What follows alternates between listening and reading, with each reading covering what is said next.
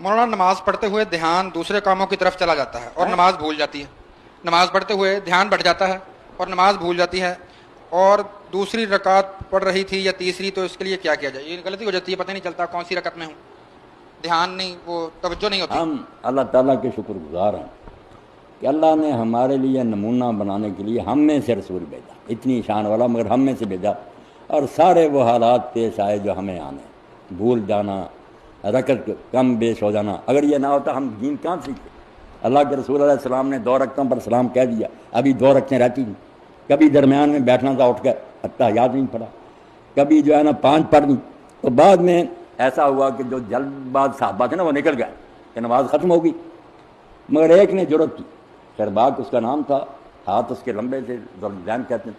اس نے دلیری کر کے کہا کہ اللہ کے رسول نماز چھوٹی ہو گئی ہے اللہ کے حکم سے، یا آپ بھول گئے ہیں؟ حضور نے فرمایا نہ میں بھولا ہوں نہ نماز. آپ کو تو یقین تھا کہ میں نے پوری پڑھی حالانکہ رکعت رہتی. اس نے کہا نہیں، ایک کام ضرور ہوا. آپ نے پھر پوچھا سزا کا دولت نہیں کیوں بھئی یہ سچا؟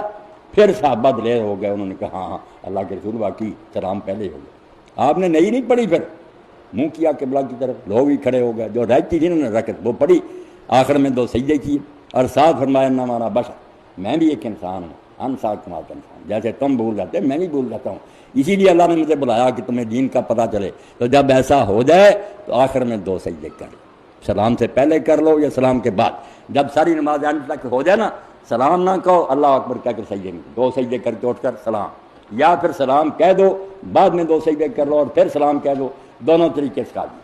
سجدہ صاحب حضور سکھا گئے. بھولیں آپ سے بھی ہوئیں، ہمارے لیے دین بن گیا. اللہ کے رسول کو یہ ساری اللہ تعالیٰ نے باتیں اسی لیے کروائیں کہ ہمیں نمونہ ملے. تو اگر یہ شک ہو، اگر نماز میں ہی ہیں آپ اور دل میں یہ شبہ ہو جائے کہ 3 ہوئی ہیں 4، ابھی سلام نہیں کرا، پھر حضور نے نسخہ بتایا کہ کوشش تو کرو کہ یاد آ جائے، سوچو کہ کون سی صورت پڑھی تھی، شاید آ جائے ذہن میں. اور اگر نہ ہی آئے تو پھر کلیہ بتا دیا کہ دونوں میں سے جو کم ہے نا، مثلا 2 اور 3 کا جھگڑا، تم 2 سمجھ لو، 2 تو پکی ہے نا، 2 سمجھ کر پوری کر.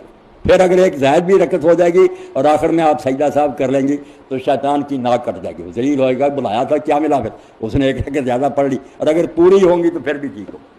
3 اور 4 کا جھگڑا ہو تو سمجھ لیں 3 ہی، ایک اور پڑھ لیں. 4 ہوں گی چلو 5 ہو جائے گی، کوئی بات.